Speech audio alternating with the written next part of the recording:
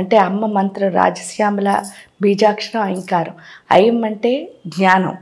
ఇప్పుడు ఏదైనా సరే విజయం సాధించాలి అంటే మీకు ఆ పూర్తిగా దానిపైన ఏముంటే సాధించగలుగుతారు?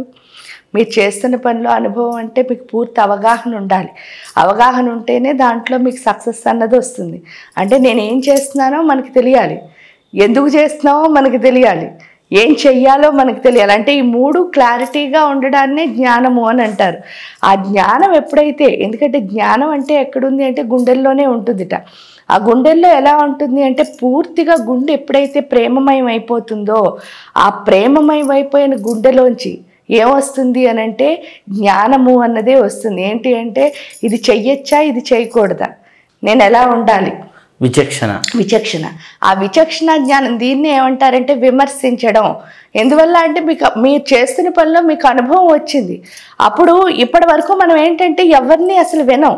జనరల్గా ఏంటంటే నేను ఇది చేస్తానంటే చాలామంది చూడండి, నేను ఇదంటే ఇదే, నేను పట్టుకున్న కుందేలకు 3 కాళ్ళు అంటాం, 4వది ఉందని ఎవరైనా చెప్పారనుకోండి మనకి వినాలనిపించదు, ఎందుకంటే వాళ్ళ దగ్గర ఎక్కడ తగ్గిపోతాము అని.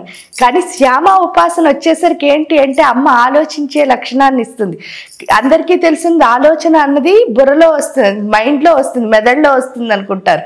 కానీ ఇక్కడ శ్యామ ఉపాసకులకు మాత్రమే అర్థమయ్యేది ఏంటంటే నిజమైన ఆలోచన ఎక్కడి నుంచి వస్తుంది అంటే గుండెల్లోంచి బయటకు వస్తుంది. ఎందువల్ల ఆ గుండెకి ఎప్పుడైతే మీరు చేస్తున్న పనికి మీకు తేడా ఉండకూడదు, దాన్ని ప్యాషన్ అంటారు. ప్యాషన్ అంటే ఏంటంటే ఇక్కడ 2 రకాలు ఉంటాయి చూడండి. ఏదైనా ఒక పని చేయాలంటే ఫ్యాషన్ ఒకటి, ప్యాషన్ ఒకటి. ఫ్యాషన్ అంటే అర్థం ఏమిటి అంటే మీరు ఏ పనైనా చెయ్యాలనుకో, అది స్టైల్ కోసమో, లేకపోతే మీకు ఏదైనా పేరు తెస్తుందనో, లేకపోతే ఇంకేదైనా అంటే డబ్బులు ఆశించో, జనరల్గా ఇవే ఉంటాయి. లేకపోతే ఇది చేస్తే నాకేం లాభం వస్తుంది అని చేసేదాన్ని ఫ్యాషన్ అంటారు. అది ఎప్పుడు ఎలా ఉంటుందంటే ఇంకోటి ఏదో వస్తేనే నేను ఇది చేస్తాను అని.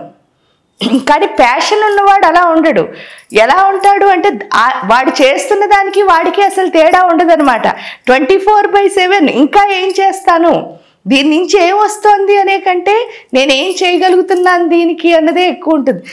అంత ప్రేమించగలిగే స్థితి ఏదైతే ఉందో అది రాజశ్యామల ఉపాసనలో వస్తుంది.